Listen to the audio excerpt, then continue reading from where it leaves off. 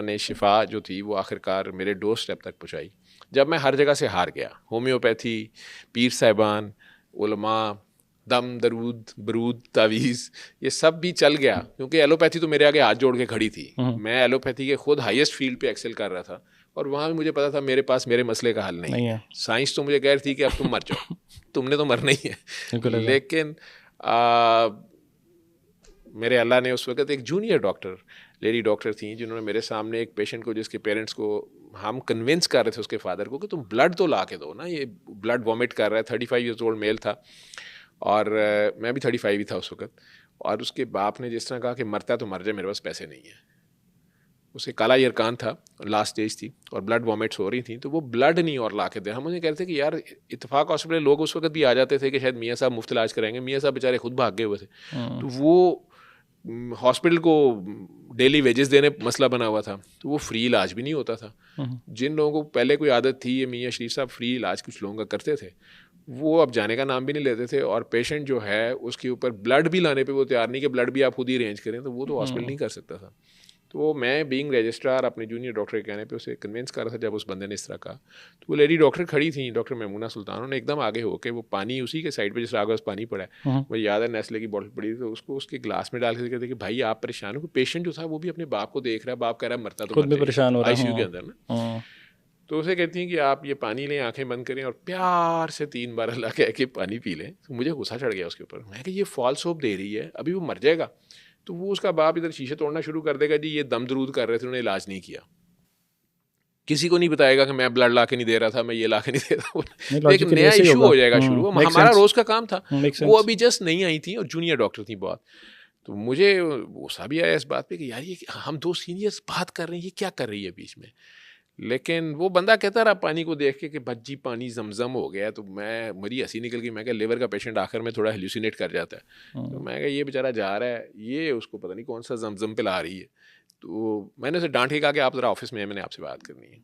Office में मैंने उसे डांटना शुरू किया, तो वो मुझे कही जाए कि आप अभी कारी बासित की आवाज़ में सूरह रहमान लगाएं और ये ठीक हो जाएगा। तो मैं तो बाल अपने नोचने वाले आ गया कि बेटा आपको कहाँ से पढ़ी हैं आप, ये मॉडर्न सी लड़की, इलामा इकबाल की ग्रेजुएट, कनेड की और एसना की और पता नहीं क्या, वो लेकिन अपनी जगह बाबा जी ने कहा है, तो ऊपर से वो बाबा जी बोले तो मैं तो और चिड़ू ना। बाबों के तो मैं सख्त एंटी बाबा हो गया हुआ था।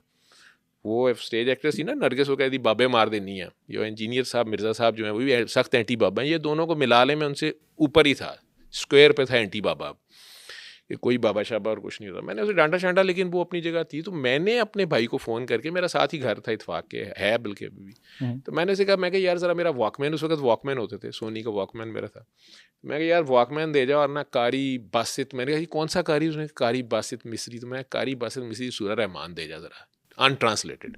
उसका बड़ा जोर था कि तर्जमे के बगैर वो सुबह दोपहर शाम 7 दिन इसके पास लगा दे, और वो होनी भी कारी बातचीत की ही चाहिए, और कारी बासित की आवाज़ में हो और बगैर तर्जमे। मैंने उसमें उसको काफ़ी डांटने की कोशिश की। मुझे ये नहीं पता था कारी बासित मर गया हुआ है। मैंने उसे कहा कि वो तुम्हारे अंकल हैं, तो उनकी कैसेट प्रमोट, उसको कैसेट्स होती थी। तो मैं कुछ नई चीज़ इसने छोड़ दिया, अभी इसको आए 2 महीने हुए और ये हमें और ही चीज़ें बता रही है। मैं खुद आईसीयू स्पेशलिस्ट, और ये बिल्कुल ही धक्के खा के हमने आईसीयू सीखा है, और ये बिल्कुल ही नया एक फील्ड दिखा रही है। तो वो उसको सिर्फ उस बच्ची को कन्विंस करने के लिए कि अच्छा मैं लगाता हूँ, ये मरने वाला है, तो इसके बाद इसे पूछूंगा हाँ बच्ची अब क्या हुआ है, अब बताओ। ठीक है। तो वो भाई साहब भी आगे से, मेरा तो माशाल्लाह वो बहुत बड़े बैंक का मैनेजर है, बहुत बड़ा। तो वो उस वक्त हंस के मुझे आगे से कहता है कि भाई साहब वो सूरह यासीन होती है जो अगर जान ना निकल रही हो, अगर मैं जान की मान वो छोटा सा मजाक कर, मैं से डांट के यार जो मैंने कहा वो कर। वो खैर वो दे गया और हमने लगा भी दी।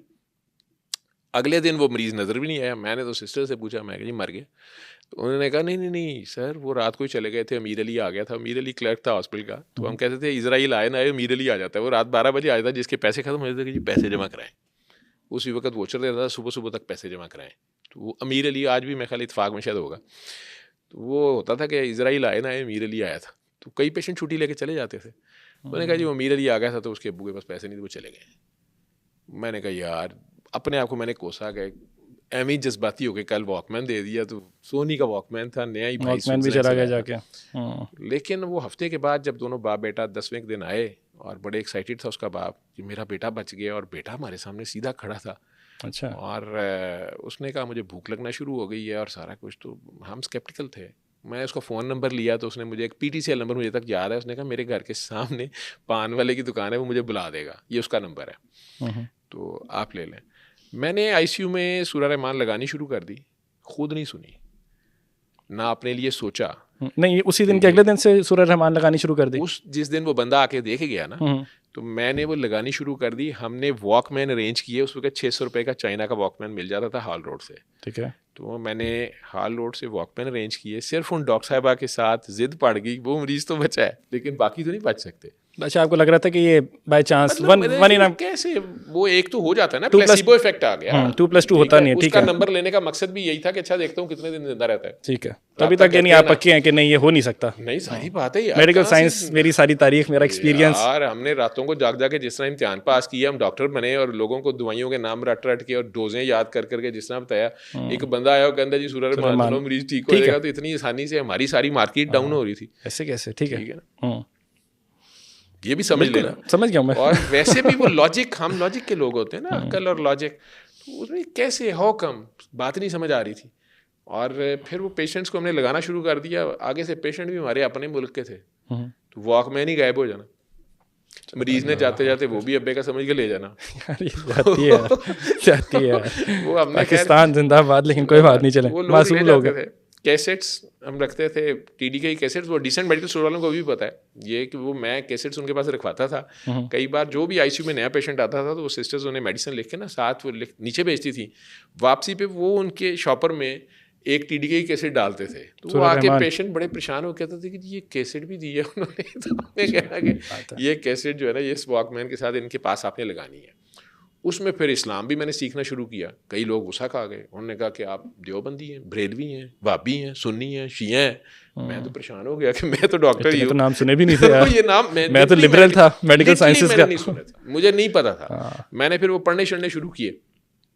कुछ लोग गुस्सा नहीं करते थे तो हम फोर्स भी नहीं करते थे, लेकिन उन्हें बताते थे। और शुरू में कुछ पेशेंट ऊपर तले मरे, तो अगर किसी नए को बताना, ठीक है, तो जो पुराने एक दो बैठे होते थे उनके पेशेंट्स का ये हाल देख के तो किसी ने कहा देना नहीं मैंने नहीं, जो जिसको एक दिन पहले आया है और मैं अगले दिन ड्यूटी पे आया हूँ, मेरी ड्यूटी के बाद आया वो, मैंने अगर उसे बताने की कोशिश करनी तो उसने कहा तू रहन दे, वो भी मर गया, वो भी मर गया। तो ये सारा कुछ सुनने को मिलता था, लेकिन मैं सिर्फ वो बताता जा रहा था। वैसे ही जब वो उसने मुझे कहा कि बाबा जी आपको मिलना चाहते हैं, तो मैंने फिर गुस्सा खा गया। मैंने कहा यार ये बाबा बीच में से कहाँ आ गया? सूरह रहमान अल्लाह की, चलो कारी बासित मिस्र का है, फौत हो गया हुआ है तो कोई मसला नहीं है।